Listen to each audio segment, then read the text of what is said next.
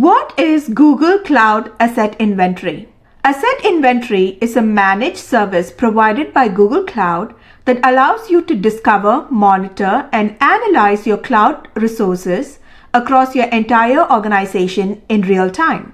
It does asset tracking, change history, search and export, and real-time visibility.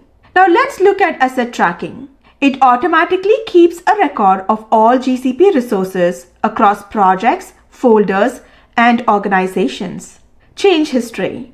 It tracks and records changes to your assets and IAM policies over time. Search and export.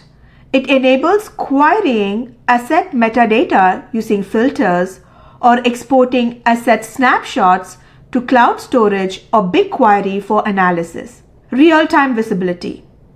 It helps with compliance, security, and operational auditing by showing the current and past state of resources.